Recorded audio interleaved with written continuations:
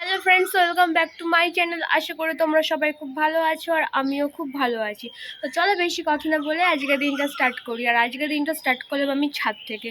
বেশ কিছুদিন পরে আবার বেশ কিছুদিন না, মানে একদিন পর আমি আবার ব্লগ করছি, কারণ মাঝে মাঝে শরীরটা এত খারাপ হয়ে যায় কি বলবো। আর এখন একটু বেশি হাঁটাহাঁটি করলে না শ্বাসকষ্ট শুরু হয়ে যায়, নিঃশ্বাস নিতে কষ্ট হয়। তো যাই হোক, আমি এখন ছাদে আসলাম হরলিক্স নিয়ে, এখানে একটু টাইম কাটাবো, হরলিক্স খাবো। আর তারপরে আমাদের বাড়িতে হচ্ছে প্যান্ডেল, কেন সেগুলোও দেখাবো। কেন হচ্ছে সেটা বলেই দিই। কাল আছে আমাদের বাড়িতে কীর্তন, গুরুদেব চলে যাবে কদিন পরে। আর আশ্রমে রয়েছে অনেক গোসাই বৃন্দাবনের, তো সেই জন্য মা ঠিক করেছে যে সব গোসাইকে নিয়ে আসা হবে বাড়িতে। তো সেই ডেটটা কালকেই পড়েছে। আজকে আশ্রমে লাস্ট কীর্তন, আর তারপরে কালকে হচ্ছে আমাদের বাড়িতে সব গোসাইরা আসবে। তো যাই হোক, সেই জন্য নিচে প্যান্ডেল বলতে তাঁবু টাঙানো হচ্ছে। প্যান্ডেল মানে দুপুরবেলা খাওয়া দাওয়া একদিনেরই অনুষ্ঠান, তো সেই রকমভাবে তো প্যান্ডেল হয় না। তো যেখানে সবাই খাবে সেই জায়গাটায় তাঁবু টাঙানো হচ্ছে, আর যেখানটায় রান্না হবে সেই জায়গাটায় তাঁবু টাঙানো হচ্ছে। তো আমি একটু হরলিক্সটা খেয়ে নিই। এই যে হরলিক্স নিয়ে এসে বসে রয়েছে, গরম বলে খেতে পাচ্ছি না। গরম খাবার খাওয়া আমার বারণ, তো একটু ঠান্ডা হোক তারপরেই খাবো। তারপরে নিচে গিয়ে আমি দেখাচ্ছি, আরও অনেক কিছু আছে, সেগুলো তোমাদের সাথে শেয়ার করবো। থেকে সবে নিচে আসলাম আর এখন ওষুধ খাবো। ওষুধগুলো আসলে খালি পেটে খাওয়ার, কিন্তু খালি পেটে খেলে না আমার বমি হয়ে যাচ্ছে। তো এই কদিন ধরে কি করছি, সকালে উঠে একটু হরলিক্সটা খেয়ে নিচ্ছি, তারপরে ওষুধ খাচ্ছি। আর এত ওষুধ কি বলবো, খেতে গিয়ে সত্যি আমার বমি হয়ে যায়।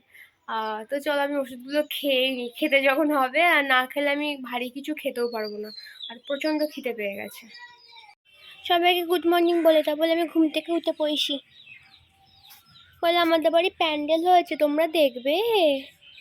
হ্যাঁ, ওরে ওরে ওরে বলে আমাদের বাড়ি প্যান্ডেল হয়েছে, তোমরা দেখবে? ও চল সবাইকে আমাদের বাড়ি প্যান্ডেল দেখিয়ে দিয়ে।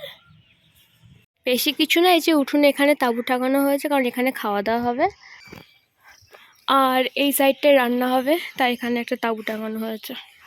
ওটাকে ঘুম পাড়িয়ে দিয়ে আমি সোফাতেই বসে রয়েছি, আর বৌদি গেছে আমার জন্য একটু আম মাখা করতে। আম মাখা খাবো। আর গুলু কি করছে দেখাচ্ছি।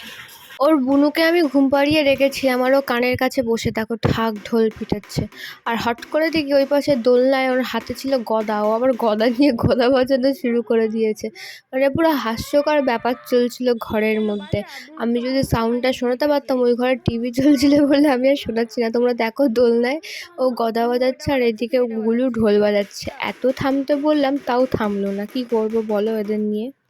এই যে আমার আম মাখা, বৌদি আম মেখে এনে দিল। বেশ অনেক দিন ধরে খেতে ইচ্ছে করছিল আম মাখা, তো ফাইনালি আজকে খাবো।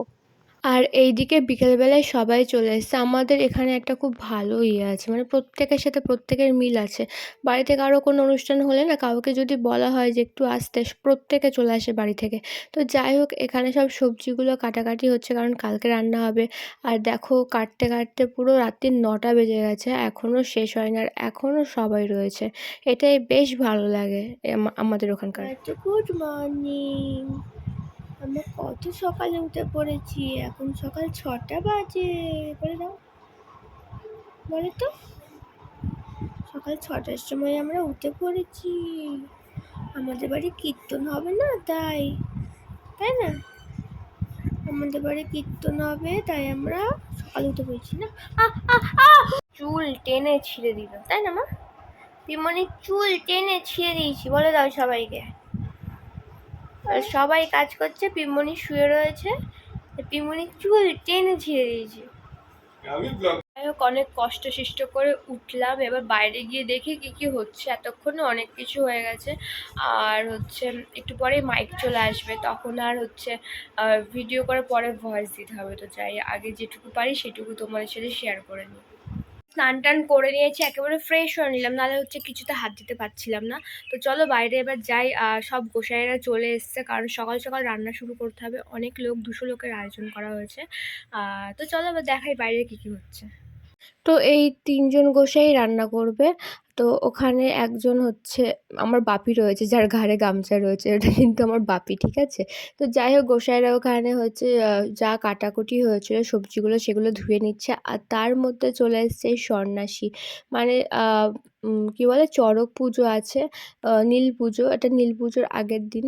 তো চলে এসছে সকালবেলায়, তো আমার খুবই ভালো লাগে। আবার ঠাকুরও নিয়ে আসে অনেকে। আর এখানে চলে এসছে যারা কীর্তন করবে তারা। আর এখনও লোকজন সেরকম কেউ আসেনি, এক এক করে আসবে, দেখবে কত লোক হয়। আর এর মধ্যে কি বলবো, এর মধ্যে আমার শরীরটা খারাপ হয়ে গেছে। আমার এত পেটে ব্যথা করছিল যে ঘরে এসে কান্নাকাটি করছিলাম। তারপরে ওষুধ খেয়ে এখন একটু ঠিক আছি। আর এই দেখো ওই বাচ্চা ছেলে, ক্লাস 8 এ পড়ে। এত সুন্দর, ওর পুরো মুখস্থ বিদ্যা হয়ে গেছে গীতা। ও না দেখে গীতা মানে চোখ বন্ধ করে গীতা মানে বলছে। আর এত লোকজন হয়েছে, সবাই মন দিয়ে শুনছে। এই কদিন আশ্রমের কীর্তনেও কিন্তু ও গীতা পাঠ করেছে, ও খুব ভালো গীতা পাঠ করে। আর তারপরে গীতা পাঠ করতে বসেছে গুরুদেব, এনার কাছ থেকে আমরা দীক্ষা নিয়েছি। আর এরপরেই শুরু হবে আরতি, সেটা তোমরা দর্শন করে নাও।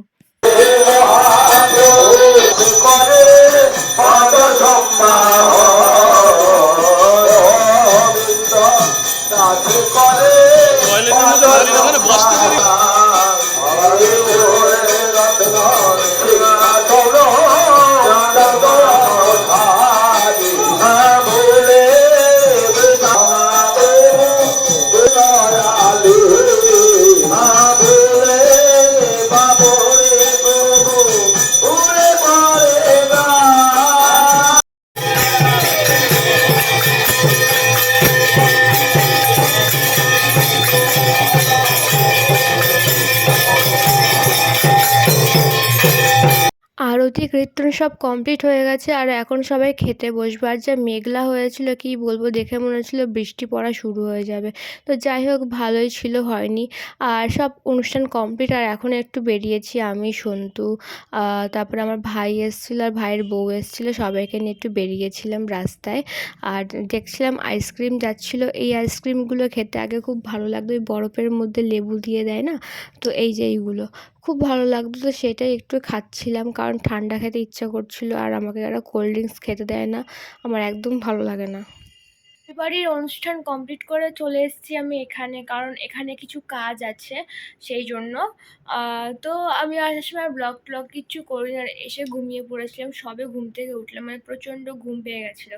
তো যাই হোক এই ব্লগটা এই অবধি থাকলো। যদি তোমাদের ভালো লেগে থাকে লাইক শেয়ার কমেন্ট করো, আর সাবস্ক্রাইব করতে কিন্তু একদমই ভুলো না। তো দেখা হবে কালকে আবার নতুন আরেকটা ফ্রেশ ব্লগ নিয়ে, ততক্ষণের জন্য।